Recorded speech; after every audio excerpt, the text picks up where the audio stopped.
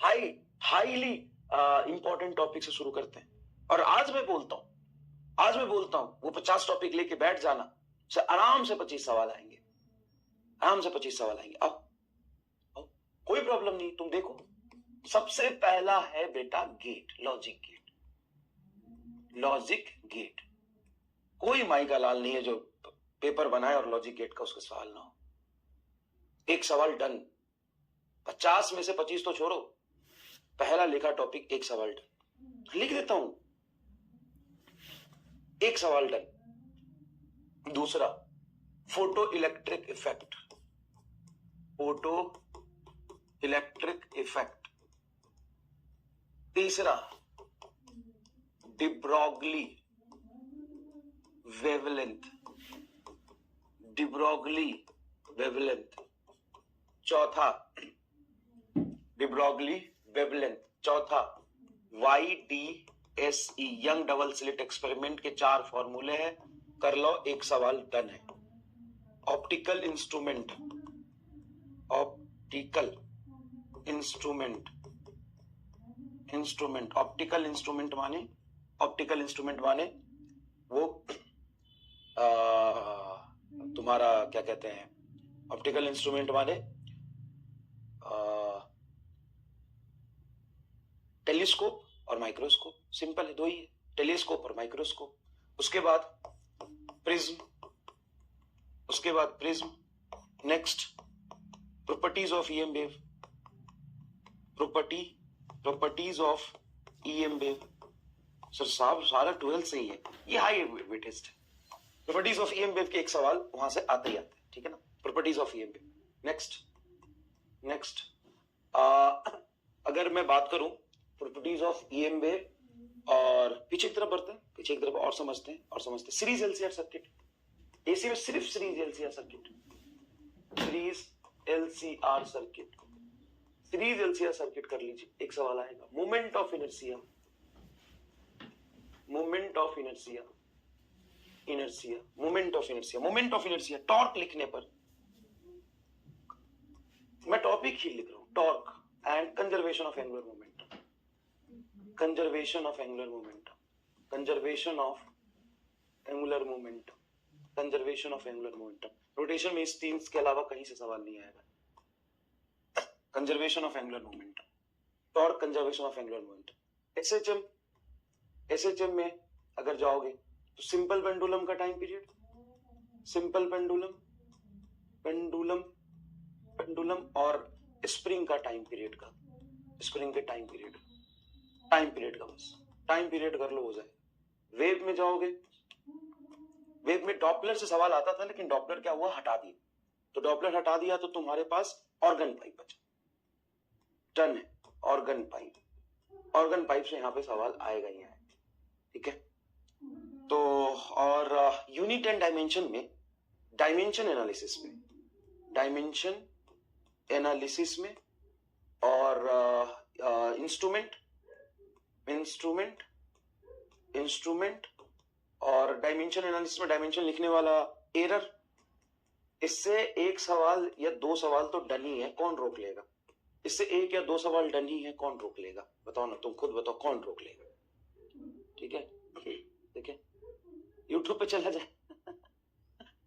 तो इसी तरीके से मैं आपको कितने बता दिए, 1 2 3 4 5 6 7 8 9 10 11 12 13 14 15 16 ही बताया अभी तो 16 ही बताए, अभी तो 35 और बताऊंगा, है ना, 35 और बताऊंगा। फ्लूइड में बात करेंगे, सॉलिड में लेना हुक्स लॉ, हुक्स लॉ ही है ना, हुक्स चाचा का लॉ, हाँ हुक्स लॉ, डायरेक्ट सवाल हुक्स लॉ पे, हुक्स लॉ और एनर्जी डेंसिटी, यही 2 टॉपिक है, एनर्जी डेंसिटी। और ग्रेविटेशन में ऑर्बिटल और एस्केप वेलोसिटी का फॉर्मूला, और दूसरा सैटेलाइट, इससे ज्यादा कुछ नहीं। सैटेलाइट विद केपलर्स लॉ है भाई, केपलर्स लॉ सैटेलाइट पे और प्लैनेट पे तो लगता है, केपलर्स लॉ खत्म, इसमें पूरा ग्रेविटेशन खत्म, निपट गया, पूरा ग्रेविटेशन निपट गया। इलेक्ट्रिक चार्ज एंड फील्ड थोड़ा सा बड़ा सेक्शन है, लेकिन इसमें electric field lines, electric field और electric field lines, electric field and electric field lines, electric field lines, field lines. Capacitor का एक सवाल डन है, कैपेसिटर का एक सवाल डन है। फ्लक्स को कर लो, वहां से एक सवाल आसान से आते हैं। फ्लक्स को कर लो, वहां से एक सवाल आसान से आता है। करंट इलेक्ट्रिसिटी में तुम्हारा किरचॉफ्स लॉ पे एक सिंपल सा सर्किट पे सवाल आते हैं, ठीक है ना। Surface tension capillary rise, surface tension का ही स्पेशल प्रॉपर्टी होता है कैपिलरी राइज। तो अब थोड़ा सा 11th में अगर मैं वहां जाता हूं थर्मोडायनेमिक्स में थर्मोडायनेमिक प्रोसेस, देखो ना कौन से साल, 2 साल में हर बार 1-2 सवाल ऐसे आई हैं। थर्मोडायनेमिक्स प्रोसेस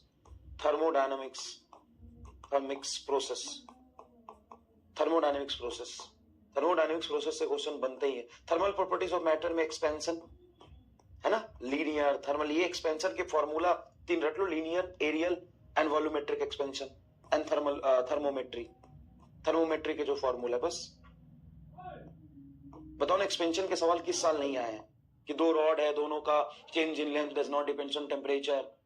तो ये सब ऐसे सवाल आए हैं कि नहीं आए, बताइए। कितने लिख दिए? 25 लिख दिए, 25 और लिख दूंगा। और ये चीज मैंने लिखा, ये चीज ईमानदारी से सोचोगे तो किसको नहीं पता कि यहां से सवाल आते हैं? किसको नहीं पता, ये बताओ ना, किसको नहीं पता है? और मोशन इन अ प्लेन में जाऊंगा तो एक प्रोजेक्टाइल से सवाल 2-3 साल में लगातार आए, एक प्रोजेक्टाइल से सवाल, और एक तुम्हारा रिलेटिव मोशन में रिवरमैन और रेनमैन से डायरेक्ट फॉर्मूला बेस्ड, ठीक है, डायरेक्ट फॉर्मूला बेस्ड। तो बताओ तुम में से कितने लोगों को ये पता ही नहीं था कि यहां से सवाल बनते हैं? हो सकता है थोड़ा मतलब स्पेसिफिक टॉपिक वाली बात ना पता हो, और मैं लिख दूंगा 25 और। तो इट्स वेरी इजी कि ये पता कर लेना कि फॉर्मूला कौन सा है, उस पर सवाल कैसे बनते हैं। लेकिन जब आप एग्जाम में बैठेंगे तो किस लैंग्वेज में आपसे पूछ रहा है, उस लैंग्वेज को एग्जाम प्रेशर में डिकोड करना, समझ जाना कि अरे यार ये सवाल तो, ऐसा सवाल तो हमने किया हुआ था, ऐसे सवाल ये हो जाएगा। सेंटर ऑफ मास कोलिजन पे बात ही नहीं करी अभी, है ना, कोलिजन पे बात ही नहीं करी अभी। कोलिजन में नेचर ऑफ कोलिजन के फॉर्मूले पे सवाल बनता है। सेंटर ऑफ मास के position of centre of mass के पोजीशन पे डायरेक्ट सवाल बनता है। रोटेशन में इससे ज्यादा तो करना ही नहीं है कभी भी, इस 3 टॉपिक से ज्यादा करना ही नहीं है कभी भी। और सबको पता है ये सवाल यहां से बनेंगे, कोई बड़ी बात नहीं है ये।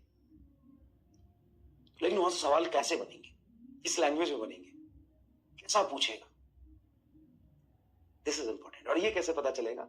जब आप उसमें पढ़ेंगे। हाँ, अरे एक तो भूल गया मैं, सुन डायरेक्ट वर्क डन लिखने के फॉर्मूले पे सवाल तुम्हारे 10 साल में 5 पूछे हैं।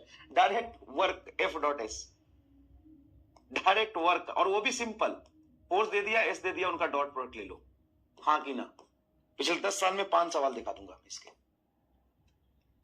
F.S पावर, ये 2 इनका फेवरेट टॉपिक है, पावर, और एक कर लो COME, conservation of mechanical energy, खत्म। पावर और वर्क, अगर ये 2 टॉपिक मैंने ले लिया तो कोई सा साल उठा के दिखा ले जिसमें ये 2 टॉपिक में से एक से भी सवाल ना हो। कोई भी ऐसा साल उठा के देख ले, मतलब हो सकता है 10 में 1 साल तुम्हें मिल जाए, लेकिन 10 में 9 साल तुम्हें जरूर मिलेंगे जिसमें इन दोनों में से एक टॉपिक पे सवाल है ही है।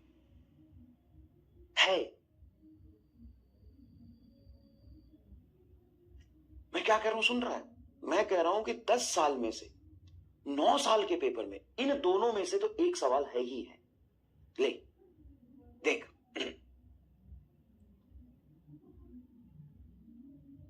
9 साल में, मैं कह रहा हूं 10 साल में से 9 साल में इन दोनों में से एक सवाल, एक टॉपिक से सवाल तो है ही है। ठीक है, तो ये कितने टॉपिक लिख दिए? 1 2 3 4 5 6 7 8 9 10 11 12 13 14 15 16 17 18 19 20 21 22 23 24 25 26 27 28 29 30 31 लिख दिए, 18 ही बचे। और कह रहे कि एनटीए वाले आपका वीडियो देखते हैं, इस टॉपिक से सवाल इस बार नहीं देंगे हो। कहां से बनाएंगे फिर? और जितना लिख दिया ना 15 से 20 सवाल उस पर डन है। और एग्जाम वाले दिन ये वीडियो देख ले, स्क्रीनशॉट ले ले और आके मैं यही से दिखा दूंगा 15 सवाल से 20 सवाल डन है। ले ले स्क्रीनशॉट, ये ले ले जितना लिख दिया है। बहुत सारी इंपॉर्टेंट चीजें मैं अभी मिस भी कर रहा हूँ क्योंकि चैप्टर 28-30 है, उन सब में से देख के मतलब निकालना, ठीक है ना। लेकिन जितना लिख दिया ना 15 से 20 क्वेश्चन यहां से डन है। लिख दिया मैंने 20 क्वेश्चन, 15 से 20 क्वेश्चन यहां से डन है। तो 30-32 चैप्टर लिखे ना, 15 से 20 क्वेश्चन डन है और दिखा दूंगा मैं फाइनल नीट 2025 के पेपर में आ जाना। चैलेंज दिखा दूंगा। मैं भी यही हूं, तू भी यही है, दिखा दूंगा 15 से 20 सवाल यहीं से दिखा दूंगा, डन है एकदम। अच्छा, एटम के उससे इलेक्ट्रॉन ट्रांजिशन से मतलब स्पेक्ट्रम, हाइड्रोजन स्पेक्ट्रम के वेवलेंथ के रिलेशन से न्यूक्लियर की बेसिक प्रॉपर्टी ले, न्यूक्लियर की बेसिक प्रॉपर्टी मतलब उसका radius, binding energy, basic property. अब तो 20 सवाल कहीं नहीं जा रहे, तो 20 सवाल कहीं नहीं जा रहे, हो गया 20 सवाल कहीं नहीं जा रहे, ठीक है। अब ले ले, थोड़ा सा अपडेट कर दिया, अब ले ले हाइड्रोजन स्पेक्ट्रम एंड न्यूक्लियर की बेसिक प्रॉपर्टी, नीट 2025। ये वाला फोटो लेना, चल अब आ जाओ।